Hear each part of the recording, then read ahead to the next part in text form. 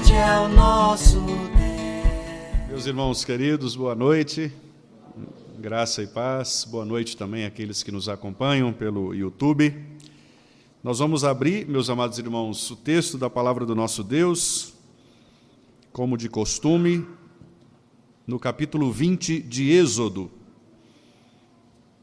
Estamos fazendo a exposição dos chamados 10 mandamentos, o resumo da lei de Deus, conforme comunicado a Moisés, servo do Senhor, que foi instrumento do Senhor para trazer a legislação ao povo de Deus. Êxodo, no capítulo 20, nós ainda continuaremos no segundo mandamento. Com a graça de Deus, encerraremos hoje a exposição deste segundo mandamento, que trata do modo como nós devemos adorar o nosso Senhor. Êxodo, capítulo 20, versículos 4 a 6. Eu convido os irmãos para que, com toda reverência e santo temor, leiamos juntos a palavra do nosso Deus. Não farás para ti imagem de escultura, nem semelhança alguma do que há em cima nos céus, nem embaixo na terra, nem nas águas debaixo da terra. Não as adorarás, nem lhes darás culto, porque eu sou o Senhor teu Deus, Deus zeloso, que visito a iniquidade dos pais nos filhos, até a 3ª e 4ª geração daqueles que me aborrecem, e faço misericórdia até 1000 gerações daqueles que me amam e guardam os meus mandamentos. Vamos orar, meus irmãos. Querido Deus, mais uma vez nós necessitamos do auxílio insubstituível de Teu Santo Espírito para que possamos entender a Tua palavra e guardá-la em nossos corações. Que o Senhor faça isso conosco nesta noite, como já tens feito noutros momentos, e que o Senhor possa introduzir poderosamente a verdade do Senhor, esta Tua palavra, em nossas mentes e corações, para que nós estejamos dispostos, pelo Teu Espírito, a vivermos uma vida de obediência ao Senhor. Nós te pedimos isto em nome de Jesus. Amém. Meus amados irmãos, nós temos acompanhado, então, a exposição deste mandamento, que trata de uma maneira muito clara do modo como nós devemos adorar o Senhor. No primeiro mandamento, nós aprendemos a quem devemos adorar. Não terás outros deuses diante de mim. O nosso Senhor, o Deus da aliança, prescreveu ao seu povo que Ele é o único, digno de toda e qualquer adoração. Ele também nos ensinou no primeiro mandamento que tudo o que nós fazemos diante dEle, perante a sua face. Por isso, tudo o que nós fazemos em nossa vida, todo o culto que nós prestamos, toda adoração deve ser diante da face do Senhor, coram Deo, diante de Deus, diante de mim, diz o Senhor neste primeiro mandamento. No segundo mandamento, então, ele acrescenta a esta ideia o fato de que nós devemos não apenas adorar a um único Deus, vivo e verdadeiro, que é o Senhor de Israel, mas ele também nos ensina como devemos adorar. De que modo o Senhor deseja ser adorado? Então, este é o tema do segundo mandamento. Deus quer que nós o adoremos do modo como Ele prescreveu, não de acordo com as nossas invenções, não de acordo com as sugestões do nosso coração enganoso e pecaminoso muitas vezes, nem muito menos com as reivindicações sociais, culturais, ou mesmo com as sugestões do próprio Satanás, que tenta perverter o culto ao Senhor. Todo culto a Deus deve ser realizado do modo como Ele quer, do modo como Ele prescreveu na sua santa palavra. E então nós vimos inicialmente que Deus não aceita que nós façamos qualquer tipo de imagem, seja ela imagem física, por objetos construídos por nossas mãos, ou mesmo imagens mentais a respeito dele, porque ele é espírito, infinito, eterno em seu ser, de modo que não podemos restringir o poder de Deus, não podemos circunscrever a sua infinitude na nossa mente, porque nós somos limitados, somos finitos, e por essa razão nunca conseguiríamos descrever o tamanho de Deus, a imensidão do nosso Senhor. Por isso, Ele não quer que nós construamos em nossas mentes, ou mesmo em objetos, nada que o represente. E nós vimos que o Senhor condenou por muitas vezes o próprio povo de Israel, que na tentativa de representá-lo, fazia imagens para adorar. E o nosso Deus, por muitas vezes, condenou este culto falso, este modo idólatra do seu povo adorá-lo, entrando na cultura dos povos pagãos, construindo também suas imagens e adorando muitas vezes outros deuses daquelas culturas por meio dessas imagens. Nós vimos, meus irmãos, num segundo momento, que a razão pela qual nós não devemos adorar a Deus de um modo indigno, de um modo que Ele não prescreve, em razão do zelo que Deus tem pelo seu nome, pela sua glória. Nós vimos isto na parte B do versículo 5, quando diz: porque eu sou o Senhor, teu Deus, Deus zeloso. E nós então aqui apresentamos a ideia de que Deus, Ele zela pelo seu nome, pela glória do seu nome, pela pureza do seu nome. De modo que quando nós adoramos a Deus do modo como Ele não prescreve, do modo como Ele não ordena, nós estamos também quebrando não só este mandamento, mas também o terceiro mandamento, porque nós estamos invocando o nome de Deus de uma maneira errada, como nós veremos no terceiro mandamento em seguida. Portanto, Deus utiliza da glória do seu próprio nome, dizendo: eu sou aquele que cuido da minha reputação, eu sou aquele que não divido a minha glória com ninguém, e por essa razão vocês devem me adorar do modo como eu prescrevo na minha santa palavra. E agora, meus irmãos, nós encerraremos a exposição deste segundo mandamento, trazendo aqui dois outros atributos do nosso Deus. Nós vimos o atributo do zelo, que é exatamente o ciúme de Deus pelo seu nome e o modo como Deus preserva a sua reputação. Mas agora a sequência do texto também apresenta duas outras virtudes, duas outras perfeições do nosso Deus. E Ele faz isso por meio de uma ameaça e depois por meio de uma promessa. Inicialmente, o nosso Deus ameaça punir gerações de pessoas que aborrecem o seu nome. Isso está no final do versículo 5. Visito a iniquidade dos pais nos filhos até a terceira e quarta geração daqueles que me aborrecem. Aqui então o nosso Deus ameaça aqueles que tentam burlar a sua lei. Mas na sequência também nós vemos uma promessa gloriosa, uma promessa consoladora. No versículo 6, quando o mandamento diz: eu também faço misericórdia até 1000 gerações daqueles que me amam e guardam os meus mandamentos. Então, ao mesmo tempo que o nosso Deus se apresenta como aquele que pune severamente aqueles que o aborrecem, Ele também se apresenta como aquele que oferece misericórdia, graça e benignidade àqueles que o amam e que guardam seus mandamentos. Uma ameaça e uma promessa vinculadas pelo nome do próprio Deus, o Deus zeloso, o teu Deus, o Senhor da aliança.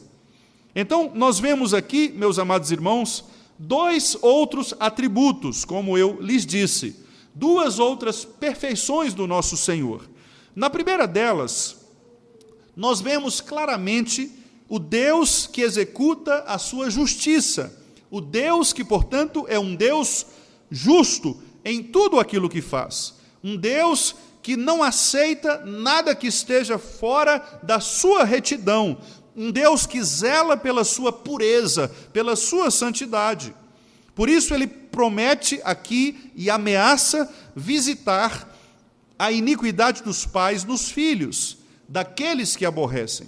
O Senhor é justo juiz, e ele não aceitará nenhum tipo de culto pervertido, de culto falso. A justiça de Deus, meus amados irmãos, ela é extensamente declarada nas Escrituras. Nós lemos ao longo deste culto o Salmo 145 e vimos ali muitas maneiras de o salmista dizer a respeito da justiça de Deus. Inclusive no versículo 17 que nós lemos juntos aqui, quando o salmista disse: justo é o Senhor em todos os seus caminhos. A justiça de Deus representa exatamente o fato de que Deus, ele não erra, porque o seu caminho é um caminho reto. No livro de Jó, no capítulo 34, nós lemos algo muito interessante a respeito desta justiça, que é a ideia de que o Senhor retribui aos homens, conforme as suas obras, aquilo que eles fazem. Porque na execução da sua justiça, diferentemente dos homens, Deus não é imparcial, não é parcial. Ele é, ao contrário, imparcial. Ele sempre agirá conforme a sua lei, não conforme as pessoas.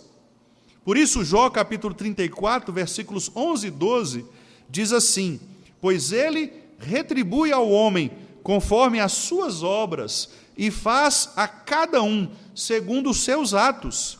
Na verdade, Deus não procederá de modo ímpio, nem o Todo-Poderoso perverterá o juízo. Aqui nós estamos vendo, então, o Deus que é justíssimo em sua essência e incomparavelmente reto. Surpreendentemente, meus irmãos, até mesmo os ímpios sabem disso. Se os irmãos consultarem o texto de Êxodo, capítulo 9, versículo 27, os irmãos lerão uma declaração feita pelo próprio Faraó. E Faraó disse assim: desta vez pequei. O Senhor é justo, mas eu e o meu povo somos ímpios. Observe que até mesmo os ímpios, eles percebem esta retidão presente no nosso Deus, porque Deus nunca falhou na maneira de comunicar a sua verdade. Em Deuteronômio, capítulo 32, Moisés relembra o povo de Israel dizendo: ele é a rocha, suas obras são perfeitas, porque todos os seus caminhos são justos. E ele completa dizendo: Deus é fiel, não há nele pecado, porque ele é justo e reto. O que significa dizer, portanto, meus amados irmãos, que o nosso Deus, em relação à sua justiça, ele é absolutamente, completamente cheio de retidão, de certeza, de santidade, de pureza. O Senhor não erra o caminho jamais, porque o seu caminho é um caminho de retidão. Por isso, dessa maneira, meus amados irmãos, a justiça de Deus aparece na Bíblia especialmente para dizer ao seu povo, dizer às pessoas quem Ele é, e dizer que Ele não tolerará nenhum tipo de culto que seja pervertido, falso, contrário àquilo que Ele ordenou. Há um escritor chamado Edward Leite, que ele faz uma classificação e apresenta 5 categorias a respeito da justiça de Deus na Bíblia. A primeira delas é uma maneira afirmativa de apresentar a justiça de Deus. Quando Deus ele é chamado ele mesmo de o justo, ou também chamado de o vingador, aquele que é santo, de maneira que a sua justiça ela é exaltada. E nós vemos esta forma de se referir a Deus em vários textos das Escrituras, especialmente nos Salmos, nos profetas e também em Êxodo. Aqui, por exemplo, no capítulo 9 de Êxodo, versículo 27, nós podemos ler a respeito disso, quando o texto diz assim: então Faraó mandou chamar a Moisés e a Arão e lhes disse: esta vez pequei, o Senhor é justo, porém eu e o meu povo somos ímpios. Texto que eu havia citado anteriormente, e que se refere exatamente à maneira afirmativa de o próprio Deus se manifestar como um Deus vingador, justo, santíssimo. Há também o inverso desta afirmação, que é o aspecto negativo, ou seja, quando a injustiça, a iniquidade, pecados como acepção de pessoas, que reflete a injustiça de nossa parte, aceitação de subornos, vantagens, efeitos da injustiça na vida prática, quando estas coisas são negadas pelo povo de Deus. De maneira que os profetas também denunciaram em muitos lugares práticas do povo que eram contrárias à justiça de Deus, à retidão. Também isto aparece nas Escrituras em muitos lugares. Também um tipo de justiça que é uma justiça afetiva, que é aquela que se refere ao próprio ser de Deus, quando diz respeito ao zelo de Deus, à ira de Deus, à fúria de Deus, as paixões que estão em Deus, paixões perfeitas, que não são como as nossas, porque Ele é imutável, mas paixões que se referem a Deus como Deus vingador, um Deus que zela, como este caso aqui, por exemplo, neste mandamento. Deus ama tanto a si mesmo, Ele é tão zeloso pelo seu nome, que Ele ameaça punir aqueles que o cultuam de maneira errada. Em quarto lugar, o Eduardo Leite ainda apresenta aqui a ideia de uma justiça simbólica, que é quando, por exemplo, o texto bíblico apresenta o nosso Deus como um fogo consumidor. Compara o nosso Deus a um soldado armado que vem para matar aqueles que são seus inimigos. E, finalmente, uma justiça chamada efetiva, que é quando se afirma nas Escrituras que o nosso Deus julga todos segundo as suas obras, como nós lemos, por exemplo, no texto de Jó. Por isso, meus amados irmãos, quando nós falamos sobre punição, sobre justiça, nós estamos nos referindo aqui exatamente ao caráter do nosso Deus, de não aceitar que o seu nome, que a sua santidade, que a sua pureza sejam abalados. Deus é juiz justo, um Deus que manifesta indignação todos os dias contra aqueles que pecam contra Ele. O Salmo 7 diz: se o homem não se arrepender, Deus afiará sua espada, seu arco já está armado e pronto, Ele já preparou armas mortais, aprontando suas flechas venenosas contra os seus inimigos. Salmo 7, 12 e 13. Por isso, meus amados irmãos, aqui nesta parte do mandamento nós temos este atributo divino, ou seja, o Deus que é justíssimo e que não aceita um culto falso, não aceita um culto prestado da maneira como Ele não prescreveu. E Ele promete, então, acompanhar com a sua ira, acompanhar com a sua justiça, gerações e gerações daqueles que aborrecem o mandamento do Senhor.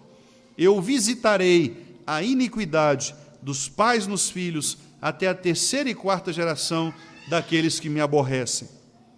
Mas, meus amados irmãos, os estudiosos da teologia bíblica costumam dizer, acertadamente, a meu ver, que todas as vezes que a justiça de Deus ela é evocada nas Escrituras, ao mesmo tempo ela se faz acompanhar de um outro atributo divino, que é a misericórdia de Deus. Ao mesmo tempo que aparece a justiça de Deus, aparece, por outro lado, a misericórdia de Deus. E a razão parece muito clara. A razão é a seguinte: se por um lado Deus promete punir severamente aqueles que desobedecem à sua lei, por outro lado, Deus, pelo grande amor com que amou o seu povo, Ele também promete misericórdia até 1000 gerações para aqueles que o amam e que guardam os seus mandamentos. Meus amados irmãos, as perfeições do nosso Senhor, elas são absolutamente iguais. Deus não é mais justiça ou mais misericórdia. estas perfeições, elas não se desequilibram. O que eu quero dizer é o seguinte: quando Deus aplica a sua justiça, não necessariamente há menos amor, há menos misericórdia. Ou o inverso, quando Deus está nos amando, quando Deus está agindo com misericórdia, não significa dizer que a sua justiça, que a sua ira estejam diminuindo. As perfeições do nosso Deus não são inversamente proporcionais, elas são absolutamente completas, plenas e imutáveis. Por isso, quando a justiça de Deus ela aparece perfeitamente, a sua misericórdia também é evocada perfeitamente. Por isso que nós podemos ver na pessoa de Jesus Cristo os dois atributos sendo mostrados. Pelo fato de Deus nos amar de tal maneira, Ele deu o seu Filho unigênito para cumprir no seu Filho unigênito a sua justiça. O amor do nosso Deus é do mesmo tamanho da sua justiça. A misericórdia do nosso Senhor é da mesma intensidade da justiça e de sua ira e de seu zelo. Deus é as suas perfeições, de modo que tudo aquilo que está em Deus se manifesta de maneira plena, completa.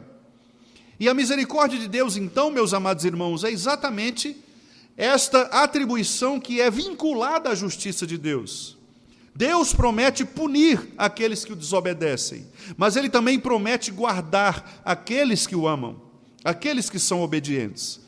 Em Deuteronômio capítulo 4, versículo 31, nós lemos que o nosso Deus, o Senhor, é Deus misericordioso e não vos desamparará, nem vos destruirá, nem se esquecerá da aliança que jurou a vossos pais. Portanto, pelo fato de Deus ser reto em tudo aquilo que faz, justo nos seus caminhos, Ele não vai mentir a respeito de sua aliança. Observe que o fato de Deus agir com misericórdia é exatamente um complemento da justiça que está sendo aplicada.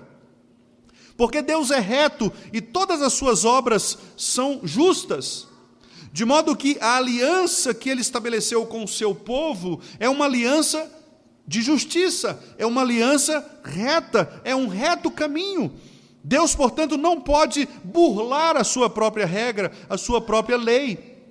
Por esta razão, então, Ele providencia a sua misericórdia, para exatamente manifestar por sua misericórdia este amor, que é um amor insondável, um amor grandioso para com aqueles que amam a sua lei. Por isso, meus amados irmãos, em muitos lugares das Escrituras, como nós lemos também aqui no Salmo 145 nesta noite, a justiça de Deus está sempre vinculada à sua benignidade, que é a característica de Deus de fazer o bem. Benigno é o Senhor, nós lemos no versículo 8 do Salmo 145, e por Ele ser benigno, é que Ele aplica a sua misericórdia e a sua justiça. Por isso, lá em Lamentações, um texto bastante conhecido nosso, o profeta disse: a bondade do Senhor é a razão de não sermos consumidos. Na nossa tradução, na tradução revista e atualizada, ali aparece a misericórdia do Senhor. Mas, curiosamente, são palavras distintas. E por isso algumas traduções um pouco mais modernas, como a NVI, por exemplo, traduz como a bondade do Senhor é a razão de não sermos consumidos, porque as suas misericórdias não têm fim. O que faz com que a bondade e a misericórdia andem juntas. E os irmãos vão se lembrar do Salmo 23. O Salmo 23 diz exatamente que a bondade e a misericórdia do Senhor nos perseguirão todos os dias. O verbo que aparece ali, seguir, seria melhor traduzido por perseguir, porque é a ideia de que a bondade e a misericórdia, elas estão sempre guiando os seus servos, elas nunca se apartam de nós, portanto é como se fosse uma perseguição. Onde os filhos de Deus estão, a bondade e a misericórdia também estarão. Por isso Ele estará conosco no vale da sombra da morte. Por isso Ele estará conosco se subirmos aos céus, se descermos ao mais profundo abismo. A bondade do Senhor é a causa de não sermos consumidos, porque as suas misericórdias, elas não têm fim. É isto que nos diz o profeta nas suas lamentações. De maneira, meus amados irmãos, que aqueles que obedecem a Deus, que guardam o mandamento de cultuá-lo do modo como Ele quer, do modo como Ele ordena, eles alcançam misericórdia. Eles são, portanto, guardados pelo poder de Deus. A palavra misericórdia nas Escrituras representam exatamente a miséria do coração. Não que Deus sinta algo a respeito, ou que ele seja manipulado nos sentimentos, mas no sentido de que Deus, pelo fato de ter nos amado sobremaneira, ele então, em cumprimento à sua aliança, ele quer nos guardar. E para nos guardar, considerando os nossos pecados, ele precisa ser misericordioso, porque se ele não for misericordioso, nós receberemos o que merecemos. Mas a misericórdia é exatamente Deus não nos dar aquilo que nós merecemos. É Deus não nos punir com a punição que nós merecemos, com a pena que nós merecemos, é Ele retirar o peso da sua mão. Com isso não significa dizer que Ele é injusto, ou que Ele está sendo parcial, ou que Ele não está aplicando toda a sua ira. Por esta razão, Jesus Cristo foi necessário. O Redentor veio exatamente para representar nele os dois atributos: o amor infinito de Deus pelo seu povo e a sua eterna justiça. Porque Cristo, ele foi amado pelo Pai até o fim, mas ao mesmo tempo ele recebeu do Pai a justiça. Ele cumpriu a justiça, porque ele foi à cruz para receber a pena de morte que nós tínhamos recebido. Ele foi por nós exatamente para ali cumprir a justiça de Deus. Não pense, meu amado irmão, que quem levou Cristo à cruz foram os judeus, ou foi Satanás. Quem levou Cristo à cruz foi Ele mesmo. Ele voluntariamente caminhou até a cruz. Quem retirou a vida de Jesus Cristo não foi Satanás, não foram os soldados algozes, foi Ele mesmo, que voluntariamente entregou a sua vida. E por esta razão, uma das palavras da cruz é exatamente esta: Pai, nas tuas mãos entrego o meu espírito, porque Ele próprio quis entregar o seu espírito para cumprir nele a justiça imposta por Deus de morte. Portanto, meus amados irmãos, a glória da justiça de Deus é demonstrada na sua misericórdia. Deus nos ama de tal maneira, e Ele é tão misericordioso para conosco, que Ele aplica a sua justiça na pessoa de Jesus Cristo, exatamente para que nós possamos ter o direcionamento correto na adoração que devemos prestar a Ele. Porque em Cristo é que nós podemos contemplar a face do nosso Senhor, e por isso Cristo é aquele que é o centro do nosso culto, e por isso que nós não temos nenhum outro Deus, nenhuma outra representação, porque nós não precisamos destas coisas. Nós temos aquele que é o centro, que é Cristo. Ele é quem nos conduz a Deus, o Pai. Ele é que é o representante do Senhor da aliança, porque Ele é o cumprimento da aliança. Em Cristo nós temos, portanto, a justiça e a misericórdia, estas duas perfeições do nosso Senhor. E, meus amados irmãos, Miqueias capítulo 7, versículo 18, o profeta diz algo muito interessante.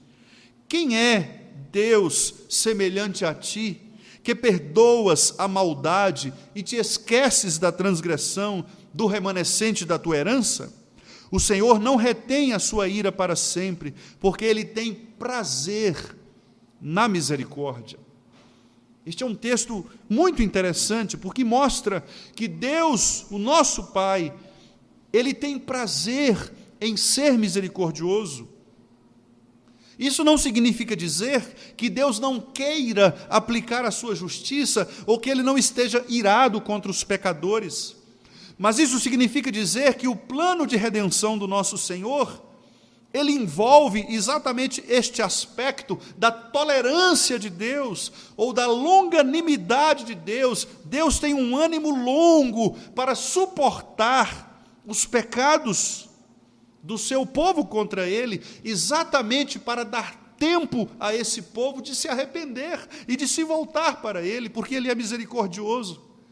Meus irmãos, se Deus quisesse nos julgar pelos nossos pecados, ele nos julgaria imediatamente, nós estaríamos todos condenados, porque não há nada em nós que nós possamos apresentar a ele que seja mérito para entrarmos no céu.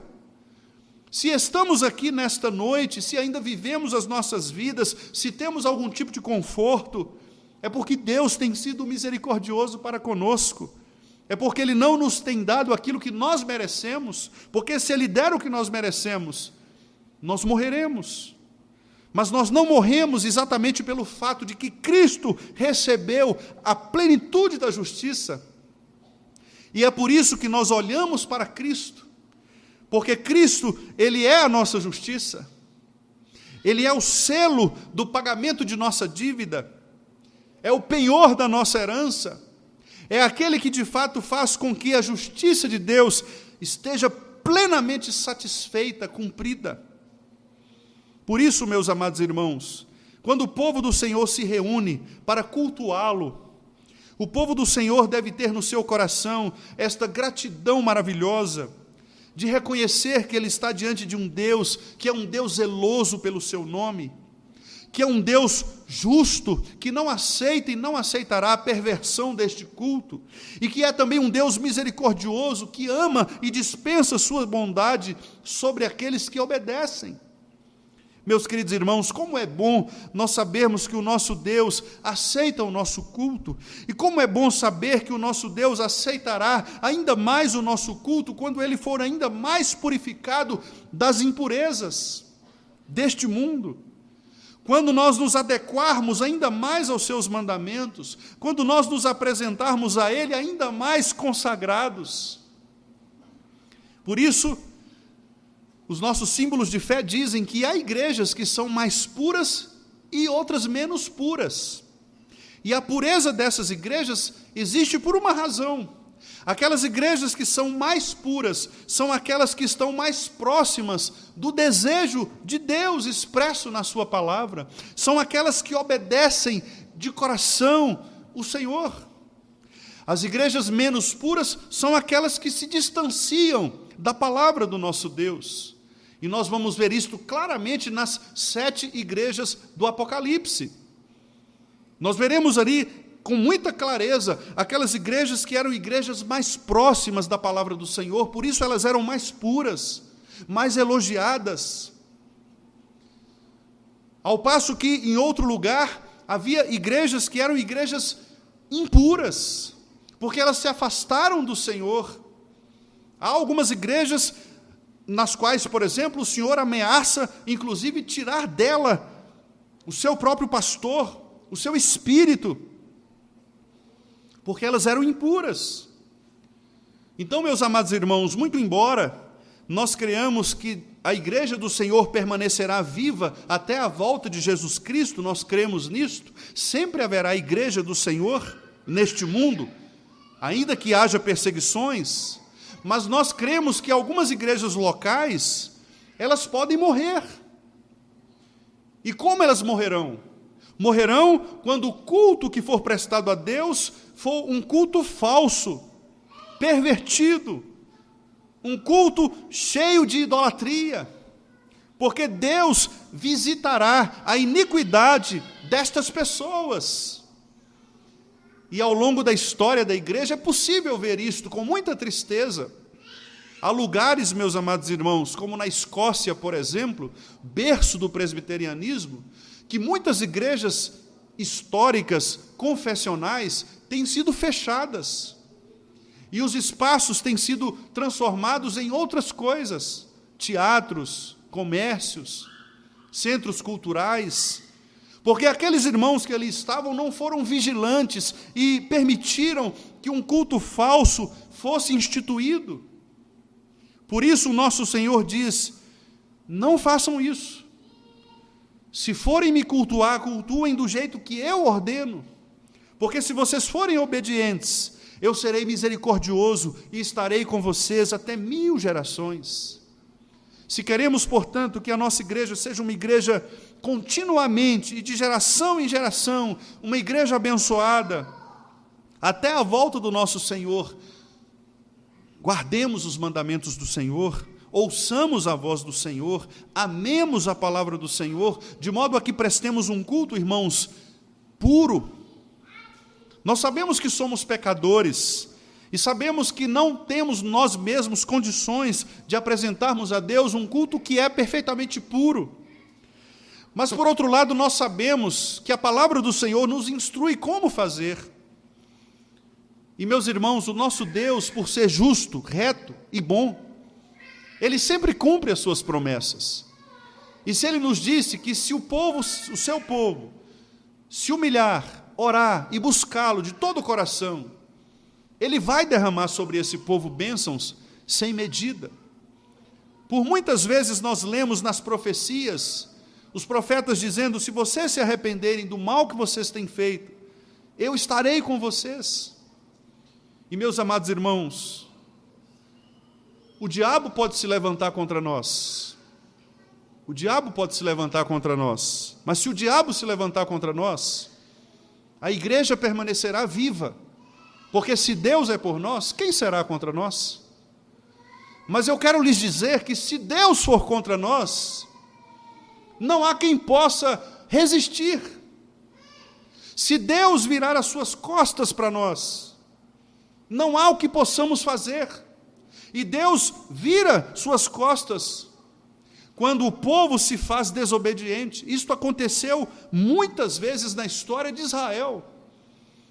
Deus virou as costas para o povo, e o povo foi cada vez mais, a cada degrau para baixo, no mais profundo abismo e miséria, até que Deus mesmo levantasse alguém para que pudesse pregar novamente a palavra, para que houvesse genuíno arrependimento e aquelas pessoas clamassem a Deus por misericórdia.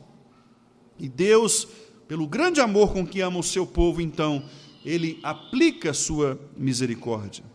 Eu quero, meus amados irmãos, ainda chamar a atenção aqui de um aspecto importante, que talvez a má interpretação do texto possa gerar na mente de alguns. Alguns podem imaginar que o texto esteja tratando aqui de algum tipo de maldição hereditária. Porque quando o texto diz que Deus visitará a iniquidade dos pais nos filhos, até a 3ª e 4ª geração, alguns podem pensar que existe maldição hereditária, ou seja, se o pai ele desobedeceu a Deus, os filhos também serão punidos. Mas não é esta a ideia do texto, não é este o ensino. Uma forma de se quebrar a maldição é exatamente a obediência, é exatamente o arrependimento. Observe que o texto diz que a iniquidade estará sobre aqueles que me aborrecem. Portanto, se um pai foi miseravelmente oposto a Deus, se foi ímpio em suas atitudes e se morreu sem aceitar o Senhor, mas o seu filho é obediente, arrependeu-se, converteu-se, ouve e anda nos caminhos do Senhor, este será amado pelo Senhor, Deus dará a ele misericórdia. Então o texto não trata de maldição hereditária. O texto diz que, se houver arrependimento, Deus agirá com misericórdia. E é exatamente por isso que o texto do versículo 6 começa com o conectivo e. Esse e que aparece aí, e faço, é porque ele está exatamente ligando estas duas ideias, da aplicação da justiça e da aplicação da misericórdia. A maldição, a punição podem ser quebradas com a obediência. Então, se você, por exemplo, está aqui e é filho de talvez um pai que foi rude contra o Senhor, que foi ímpio, você pode receber misericórdia do Senhor. Se você amar o Senhor de todo o coração, se você guardar os mandamentos do Senhor, você não carregará os pecados do seu pai, você não pagará pelo seu pai, porque o profeta Ezequiel disse que cada um levará os seus próprios pecados. Se o pai chupa um cacho de uvas, não são os dentes dos filhos que embotarão. A alma que pecar, essa é que morrerá. Portanto, não há maldição hereditária, como alguns talvez possam imaginar, e alguns chegam até a pregar sobre isso. O texto não está falando disto. O texto está dizendo que Deus manterá sua justiça sobre aqueles que permanecerem desobedientes. Mas aqueles que, em algum momento, se arrependerem, se curvarem diante dele, para estes, Deus aplicará sua imensa misericórdia. Meus amados irmãos, eu quero então encerrar esta exposição trazendo à memória dos irmãos aquilo que nos ensina o nosso catecismo maior a respeito desta parte final do segundo mandamento. Na pergunta 110, os nossos irmãos de Westminster fizeram a seguinte pergunta: quais são as razões anexas ao segundo mandamento para dar a ele maior força? E a resposta foi a seguinte: as razões anexas ao segundo mandamento, contidas nestas palavras: porque eu sou o Senhor teu Deus, Deus zeloso, que visito a iniquidade dos pais nos filhos, até a 3ª e 4ª geração daqueles que me aborrecem, e faço misericórdia até 1000 gerações daqueles que me amam e guardam os meus mandamentos, são, além da soberania de Deus sobre nós, e o seu direito de propriedade sobre nós, porque ele diz, eu sou o Senhor teu Deus, o seu zelo fervoroso pelo seu culto, porque ele diz, não façam imagens a respeito de mim, indignação vingadora contra todo culto falso, considerando uma apostasia religiosa, tendo por inimigos os transgressores desse mandamento e ameaçando puni-los até diversas gerações, e tendo por amigos aqueles que guardam seus mandamentos, prometendo-lhes a misericórdia até 1000 gerações. Meus amados irmãos, que nós tenhamos o cuidado de verificarmos os nossos corações, em primeiro lugar, quanto ao culto que nós prestamos a Deus. O que nós aprendemos nesses 2 primeiros mandamentos são instruções, ordens do nosso Deus a respeito do culto, a quem nós devemos adorar e de que modo devemos adorar.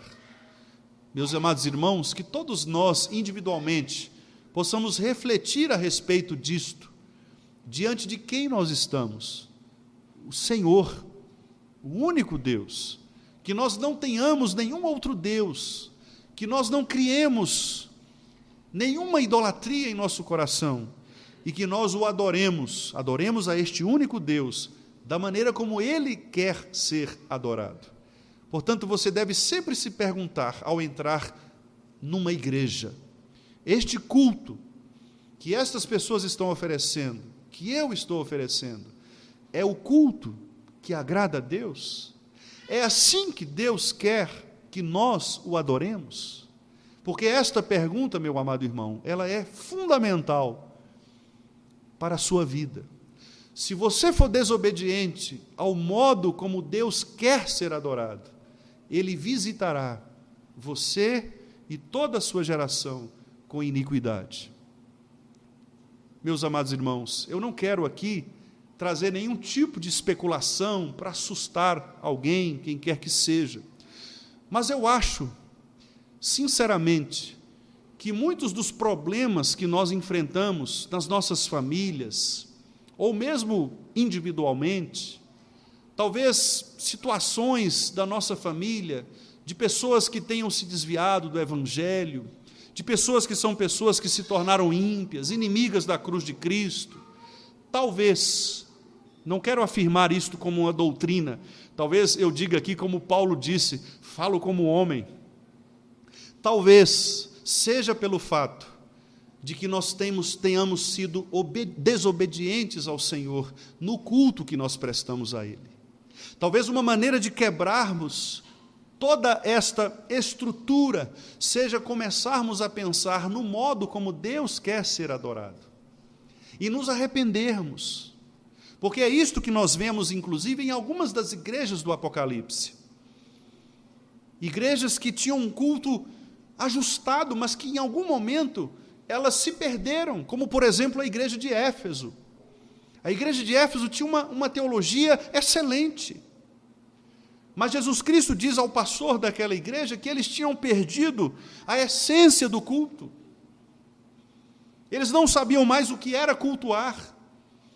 O primeiro amor, como é designado ali no texto. Então o Senhor disse: lembra-te de onde caíste, arrepende-te e volta à prática das primeiras obras. Às vezes, amados irmãos, nós como igreja precisamos nos lembrar: Senhor, onde caímos? Que dia foi, em que ocasião que nós começamos a prestar um culto ao Senhor que não é do modo como o Senhor quer? Quem nos instruiu a prestar um culto contrário às Escrituras? Senhor, se isso aconteceu conosco, tenha misericórdia de nós. Ajuda-nos a cultuá-lo da maneira como o Senhor quer, para que haja, meus amados irmãos, sobre nós a misericordiosa mão do Senhor e que nós possamos viver dias alegres, prósperos, gozando da bênção do nosso Senhor sobre nós. Sejamos obedientes, porque o nosso Deus, sendo justo, Ele retribuirá a cada um de nós conforme a nossa obediência. Por isso, em outro lugar, a respeito do dízimo, o Senhor disse por meio do profeta: façam prova de mim, sejam obedientes, para vocês verem se eu não vou cumprir a minha parte. Façam o que eu mando, testem-me, vocês verão que eu sou justo, e eu vou dar aquilo que eu prometo. Por isso, sejamos obedientes ao Senhor, para que possamos receber dEle, meus amados irmãos, suas maravilhosas misericórdias e sua infinita graça. Ele quer nos dar, Ele tem prazer na misericórdia, mas nós precisamos ser obedientes, porque é pela nossa obediência que Ele, segundo sua justiça, nos retribui. Vamos ficar de pé?